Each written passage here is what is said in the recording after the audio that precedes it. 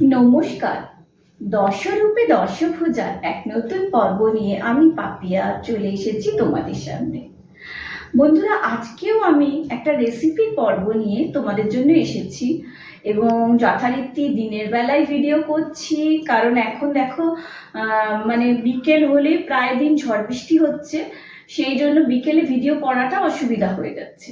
সেই জন্য সকালেই ভিডিও করছি, আর সকালে ভিডিও করছি বলে স্টার্টিংটা ঘরে করতে হচ্ছে। তোমাদের তো বলেছি রান্নাঘরে করা যায় না, তো শুরুটা বলে নিচ্ছি, তারপরে গিয়ে রান্নাঘরে রান্নাটা দেখাবো। আজকে আমি একটা নিরামিষ রেসিপি দেখাবো তোমাদের। এটা হচ্ছে এঁচোড়ের কোপ্তা। এটা তোমরা অনেকেই রান্নাটা জানো, কিন্তু দেখো আমি তো সবসময় বলি এক একজন এক এক ধরনের রান্না করে, প্রসেসগুলো আলাদা আলাদা হয়। সেই জন্য আমি আমার ধরনের এঁচোড়ের কোপ্তা কারি দেখাবো তোমাদেরকে। আর নিরামিষের দিনে বা এখন পুজো আচ্চা যে সমস্ত দিনগুলো আসছে, সেই সময় আমাদের নিরামিষ রেসিপি তো লাগবেই, আর এই সময় এঁচোড় ভালো পাওয়া যায়, তো সেই জন্য এই রেসিপিটা তোমাদের দেখাবো। চলো, এর জন্য কি কি লাগছে সেটা দেখানোর জন্য রান্নাঘরে যাই।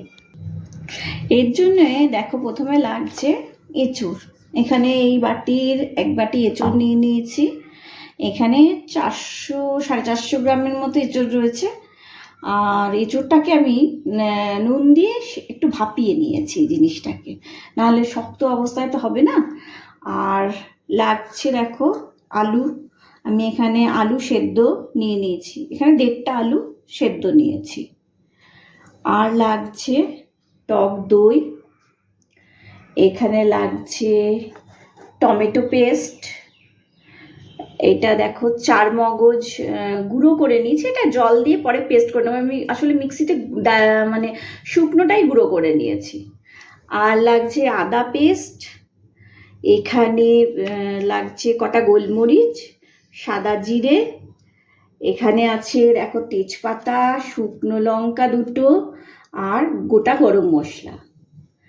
আর লাগছে এখানে গোবিন্দভোগ চালের গুঁড়ো কিছুটা। আর দেখাই নুন, চিনি, এখানে জিরে গুঁড়ো, লঙ্কা গুঁড়ো, হলুদ গুঁড়ো। আর রান্নাটা করব সর্ষের তেলে। লাগবে বেসন, যদিও আমি চাল গুঁড়ো দেবো, কিন্তু বেসনটা বেশি দেবো, চাল গুঁড়োটা কম দেবো, কারণ চাল গুঁড়োটা যদি বেশি দিই তাহলে শক্ত হয়ে যাবে। আর লাগবে একটু ঘি আর শাহি গরম মশলা। তো চলো তোমাদের দেখাই। এই দেখো এঁচোড়গুলোকে কোপ্তা বানাবো, তো সেই জন্য আগে এঁচোড়গুলোকে মেখে নিতে হবে। এমনি প্রথমে ভেঙে নেব এঁচোড়গুলো এমনি করে। আচ্ছা, এইগুলোকে আমি এঁচোড়গুলোকে ভালো করে ভেঙে নিই, তারপরে তোমাদের দেখাচ্ছি। এই দেখো এই এঁচোড়টাকে তো চটকে নিয়েছি, তার সাথে আলুটা সেদ্ধ ছিল সেটাও চটকে এর মধ্যে দিয়ে দিয়েছি। এবার এর মধ্যে আমি নানা রকম মশলা দিতে থাকবো। প্রথমে নুন দেব আন্দাজ মতো,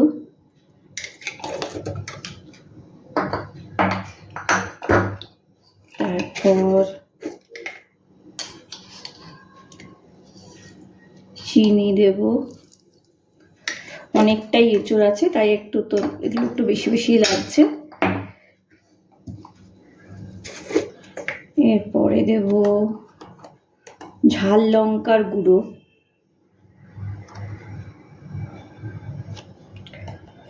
ঝাল লঙ্কার গুঁড়ো দিলাম।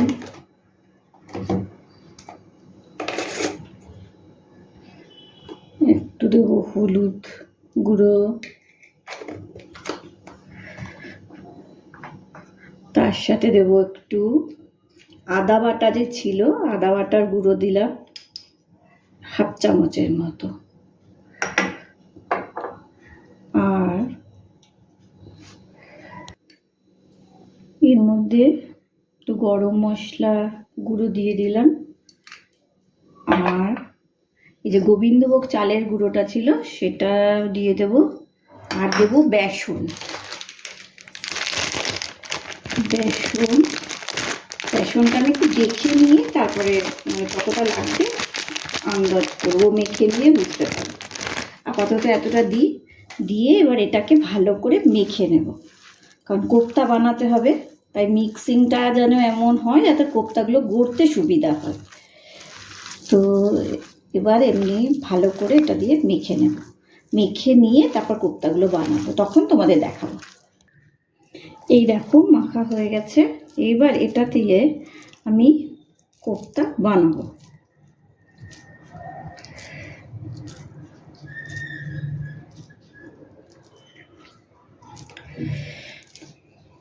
এই দেখো বানিয়ে এবার এই থালাটার মধ্যে না আমি একটু তেল বুলিয়ে নিয়েছি যাতে কোপ্তাগুলো চুপকে না যায়। এবার এরকম করে কোপ্তাগুলো বানাতে থাকবো। কোপ্তাগুলো আগে বানিয়ে নিই সব, তারপরে এগুলোকে তেলে ভাজবো।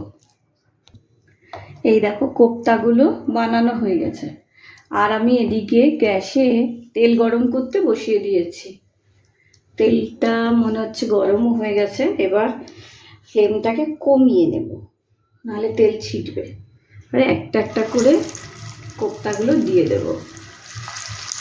যতগুলো কোপ্তা হয়েছে একবারে দেওয়া যাবে না, দিয়ে নিই। কোপ্তাগুলো না এখন তো খুব নরম আছে, এখনই উল্টানোর চেষ্টা করবে না, দিয়েই।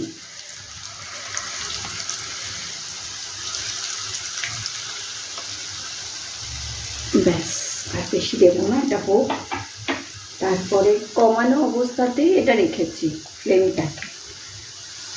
আর এবার যখন এটা হতে থাকবে তখন একটু ভাজা হওয়ার পরে আমি করব কি, এই যে এখানে যে তেল আছে না, তেলটা তুলে তুলে এগুলোর ওপরে একটু করে দিতে থাকবো, গরম তেলটা, কারণ এখন এটা উল্টানো যাবে না। গরম তেলটা একটু ওপরে ওপরে দিতে থাকবো, তারপর যখন ওই পিঠটা হয়ে যাবে তখন উল্টে দেবো। দেখো এরকম করে একটু যত্ন নিয়ে ভাজতে হবে। এবার এটা হোক ওদিকটা, তারপরে উল্টে দেবো। এই দেখো এগুলো ভাজা হয়ে গেছে, এইবার এগুলোকে আমি তেল ঝরিয়ে তুলে নেব। বাহ, ছিটছে, ছেঁকাটাকে আমি বড্ড ভয় পাই। এই দেখো এগুলো হয়ে গেছে, এইবার আমি আরেক লট দিয়ে দেবো এখানে।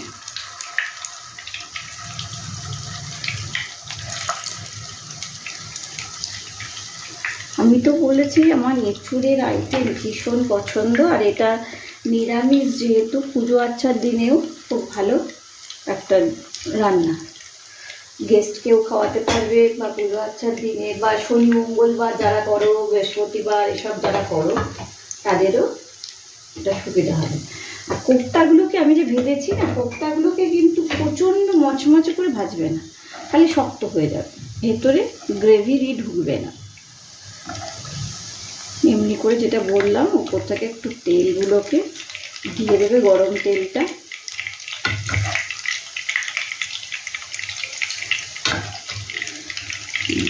এটা হোক, আবার এটাকে উল্টে নিয়ে তারপর তোমাদের দেখাবো। এবার দেখো এই লটটা হয়ে গেছে, এবার এগুলোকে তুলে নেব, তেল থেকে এগুলোকে তুলে নিলাম। এবার এখানে দেখো অনেকটা তেল রয়ে গেছে, আমি না এই তেলটা কিছুটা কমিয়ে দেব, কারণ এতটা তেল রান্নায় লাগবে না।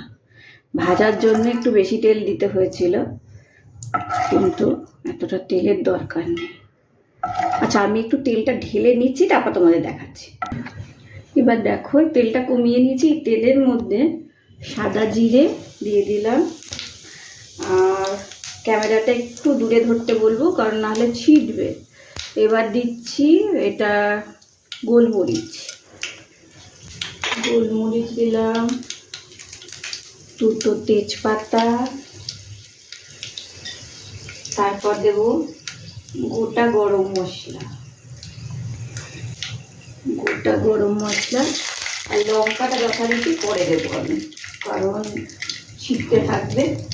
আচ্ছা, এবার দেব টমেটোর যে পেস্টটা ছিল সেই,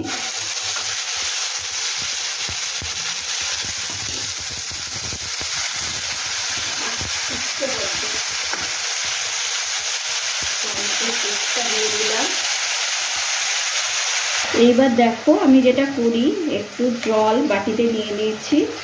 এবার ওর মধ্যে জিরে, 1.5 চামচের মতো জিরে দিলাম। তারপরে লঙ্কা গুঁড়ো,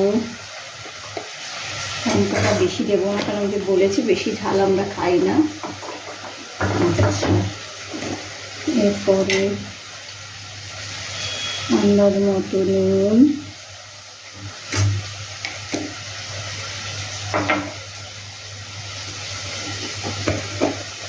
হলুদ,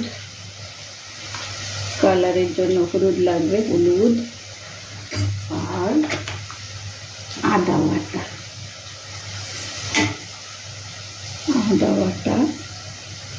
আদা বাটাটা পুরোটাই দিয়ে দিচ্ছি, কেন অনেকগুলো কোপ্তা হয়েছে তো। আমি এখানে টোটাল 1.5 ইঞ্চির মতো আদা বেটেছিলাম, কিছুটা আমি কোপ্তাতে দিয়েছি আর কিছুটাই মশলাটা বানানোতে দিয়ে দিলাম। আচ্ছা, এইবার আমাদের দেখাই। এবার এর মধ্যে এই মশলাটা দিয়ে দিলাম,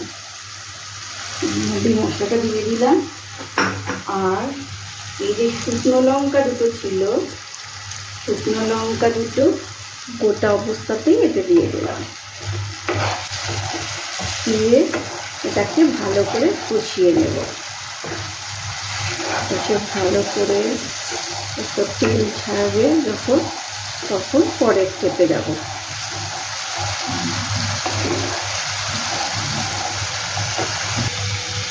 এবার এই যে 4 মগজটা ছিল ওটা একটু জল দিয়ে গুলে এর মধ্যে দিয়ে দিলাম।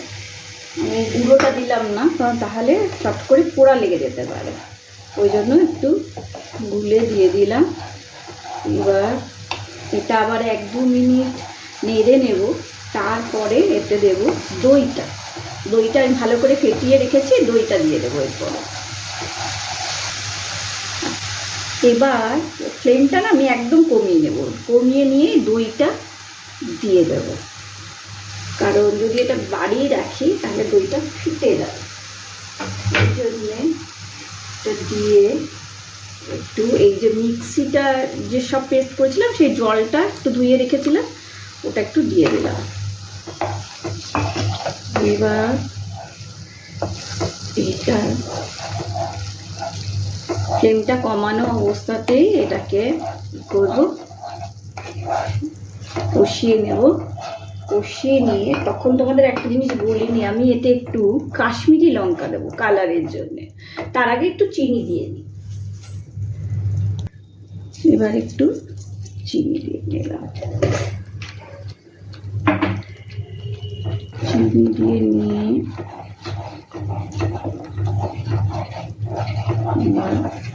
এটাকে ভালো করে মিক্সিং করি।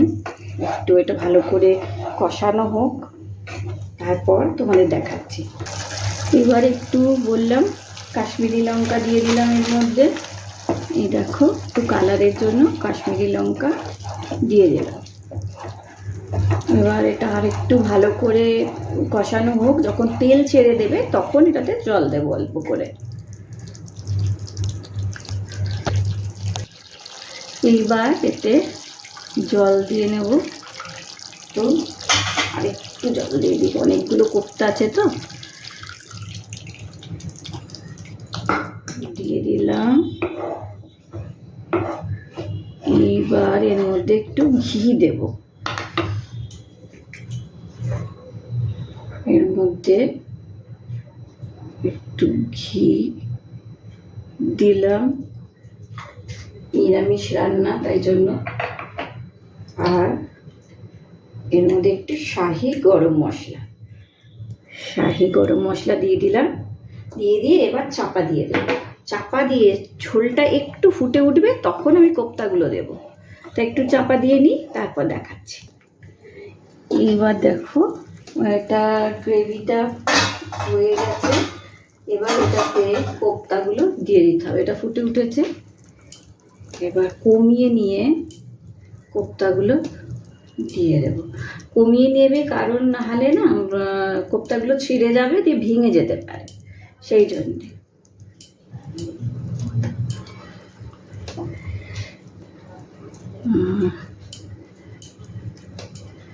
এটা দিয়ে দিলাম এর মধ্যে সব দিয়ে আমি করব কি এটাকে আরেকটু চাপা দিয়ে রেখে দেবো কোপ্তাগুলো। দাঁড়াও একটু আগে দিয়ে দিই।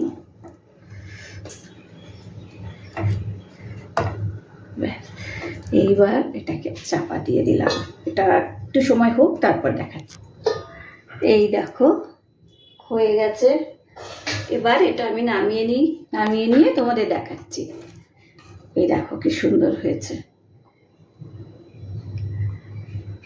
দেখাচ্ছি। এই দেখো বানানো হয়ে গেছে এঁচোড়ের কোপ্তা কারি। তো আমি আমার মতো করে বানানোটা দেখালাম, নিরামিষ সম্পূর্ণ, এটা পুজো আচ্ছা যে কোনো দিনই খাওয়া যাবে। আর এটা ভাত বলো, রুটি বলো, পরোটা বলো, ফ্রাইড রাইস সব কিছুর সাথেই খাওয়া যাবে, দেখে বুঝতে পারছো। তোমরা বানিয়ে দেখো, নিশ্চয়ই ভালো লাগবে। আর ভালো লাগলে আমার এই ভিডিওটাকে একটু লাইক করো, একটু মিষ্টি মিষ্টি কমেন্টস করো, আর নিজের জানাশোনা বন্ধু বান্ধবের মধ্যে, আত্মীয় চেনা জানা সবার মধ্যে এই ভিডিওটাকে ছড়িয়ে দিও, আর তাদের বলো একটু আমার চ্যানেলটাকে সাবস্ক্রাইব করতে। আজ আর বেশি কিছু বলছি না, দেখো ভালো জিনিস বানানো হয়ে গেছে, তো খাওয়ার সময় হয়ে গেছে। তাহলে আজ আসি, ভালো থেকো সবাই।